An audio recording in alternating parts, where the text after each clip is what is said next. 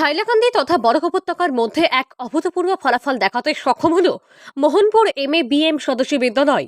মাধ্যমিক পরীক্ষায় চমকপ্রদ ফলাফল ও উত্তীর্ণ ছাত্রছাত্রীদের বিদায়ী সংবর্ধনা দিল মোহনপুর MABM সদস্যী বিদ্যালয়। বৃহস্পতিবার ব্যাপক উৎসাহ উদ্দীপনার মধ্য দিয়ে ভাবগম্ভীর পরিবেশে মোহনপুর MABM সদস্যী বিদ্যালয়ে অনুষ্ঠিত হয় সংবর্ধনা অনুষ্ঠান। উল্লেখ্য, 2024 সালের মাধ্যমিক পরীক্ষার ফলাফলে 38 জন ছাত্রছাত্রীদের মাঝে সবাই প্রথম বিভাগে, 24 জন উত্তীর্ণ হয়েছে, দ্বিতীয় বিভাগে 10 জন, স্টার 8টি, ডিস্টিংশন 3 জন। তারা হলেন মাছুমা ফেরদাউসি বড়ভূইয়া, জাহিদ হাসান লস্কর, জয়দীপ দত্ত। লেটার মার্কস 45 সহ 100% চমকপ্রদ ফলাফল অর্জন করতে সক্ষম হয়েছে। এ নিয়ে ছাত্রছাত্রী, শিক্ষক শিক্ষিকা সহ অভিভাবক মহলে খুশির জোয়ার বইছে। এলাকা জুড়ে রীতিমতো এক আনন্দের পরিবেশ বিরাজ করছে। এদিনের অনুষ্ঠানে মোহনপুর MABM সদস্য বিদ্যালয় কর্তৃপক্ষের তরফে মাধ্যমিক উত্তীর্ণ কৃতী ছাত্রছাত্রীদের উত্তরীয় ও মানপত্র দিয়ে বিপুল সম্মাননা জানানো হয়েছে। এছাড়াও এদিনের অনুষ্ঠানে অভিভাবকদের কাছ থেকেও বিভিন্ন ধরনের মতামত তুলে ধরা হয়েছে। এদিন স্কুল কর্তৃপক্ষ আয়োজিত এদিনের ছাত্রছাত্রীদের বিদায়ী সংবর্ধনা অনুষ্ঠানে অতিথিদের মধ্যে উপস্থিত হয়ে বক্তব্য রাখেন প্রাক্তন জেলা পরিষদ সদস্য নুরুল ইসলাম লস্কর, বিশিষ্ট শিক্ষাবিদ আলহাজ খায়রুল ইসলাম বড়ভূইয়া, প্রাক্তন জেলা পরিষদ সদস্য আফতাবউদ্দিন লস্কর, জেলা বিজেপির সভাপতি স্বপন ভট্টাচার্য। তারা সবাই তাদের মূল্যবান বক্তব্যে কৃতী শিক্ষার্থীদের উজ্জ্বল ভবিষ্যৎ কামনা করেন এবং উচ্চতর মাধ্যমিকে যাহাতে আরও ভালো রেজাল্ট হয় তার প্রতি এখন থেকে পড়াশোনায় মনোযোগী হওয়ার পরামর্শ প্রদান করেন। ছাত্রছাত্রীরা শিক্ষক ও মা বাবার সাথে তাদের কথা মেনে চলানো আহ্বান জানিয়ে এই বছর অনুষ্ঠিত মাধ্যমিক পরীক্ষায় ভালো ফলাফল করায় ছাত্রছাত্রীদের উষ্ণ অভিনন্দন জানিয়ে তাদের ভূয়সী প্রশংসা করেন। তারা ছাত্রছাত্রীদের একগুচ্ছ অভিনন্দন জানিয়ে তাদের উজ্জ্বল ভবিষ্যৎ কামনা করেন অতিথিরা। এদিন অন্যান্যদের মধ্যে উপস্থিত ছিলেন জমির উদ্দিন বড়ভূইয়া, স্কুলের প্রতিষ্ঠাতা একলাশ উদ্দিন মাজার ভূইয়া, অধ্যক্ষ নাজমা বেগম লস্কর, পশ্চিম মোহনপুরের বিশিষ্ট সমাজকর্মী আনোয়ার হোসেন বড়ভূইয়া, স্কুলের ইনচার্জ আব্দুল বাসিত চৌধুরী, সুচিত দাস, মলয় দাস, মনোজকান্তি দাস, নজমুল হোসেন মাজার ভূইয়া, রচনানাথ মঞ্জু দাস, তাপস্বী মজুমদার, হাসনা বেগম লস্কর সহ অন্যান্যরা। হাইলাকান্দি থেকে রাহাতুল আক্তার বড়ভূইয়ার রিপোর্ট, SBN বাংলা টিভি। এই স্বদেশী বিদ্যালয়ের আজকের যে অনুষ্ঠান,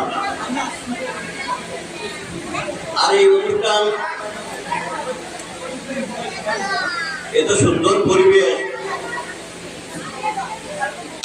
আর এই অনুষ্ঠান কিসের জন্য হয়েছে? আমাদেরকে নিমন্ত্রণ করা হয়েছে, আমরা এসে উপস্থিত হয়েছি তোমাদের সবাইকে উৎসাহিত করার জন্য। এই স্বদেশী একাডেমির অধ্যক্ষ সহ শিক্ষক শিক্ষার্থী যেভাবে অক্লান্ত পরিশ্রম করে আজকে যে এই স্কুলের প্রত্যেক বছর ওদের পরিশ্রমের ফলে যে রেজাল্ট বের হয়েছে, যারা আজকে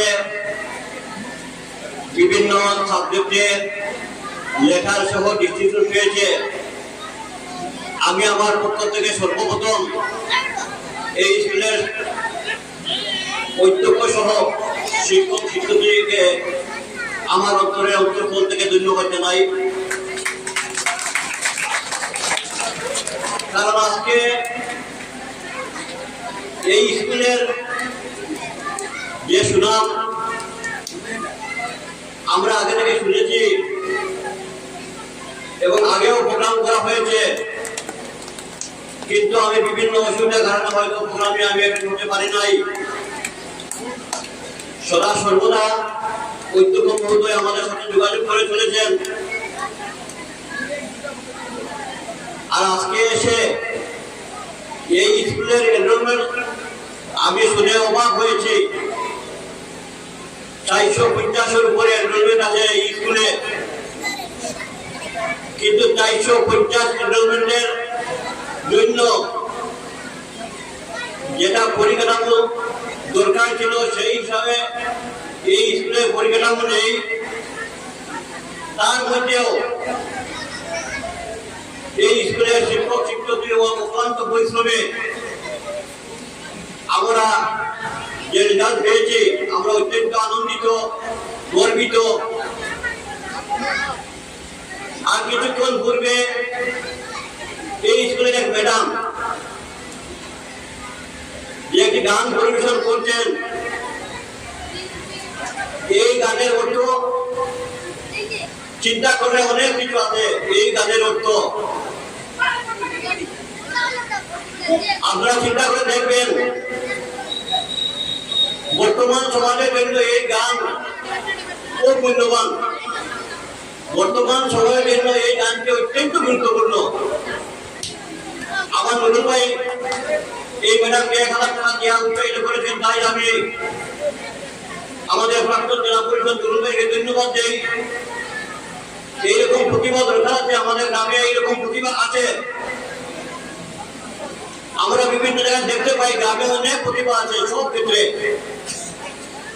আজকে দেখুন, এখন তো যে সময় যে যুগ, যদি শিক্ষায় ভালোভাবে শিক্ষিত না হন, ভালোভাবে পড়াশোনা না করেন, ভালোভাবে যদি কম্পিটিশনে না আসতে পারেন, তাহলে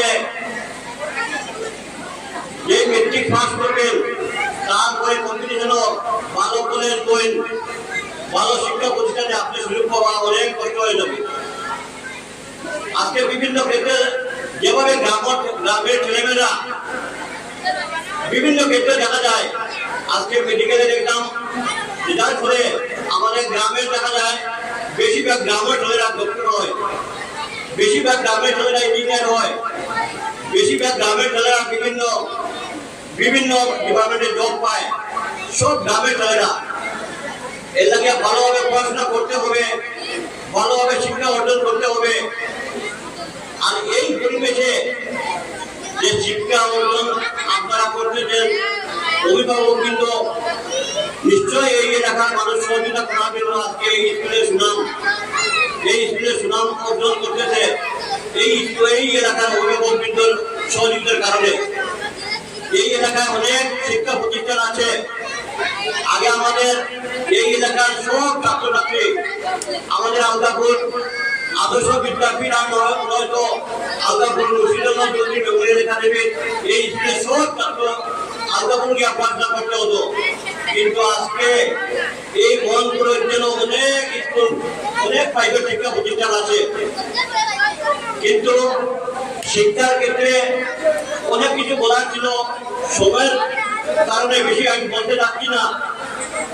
এই স্কুলে কিছু অভিযোগ আছে, এই স্কুলে কিছু ইউনিয়ন বা আরো কিছু অভিযোগ, বিভিন্ন যেটা সুবিধা এই স্কুল কর্তৃপক্ষ সেই হিসাবে আপনাদেরকে সুযোগ সুবিধা দিতে পারতেছেন না।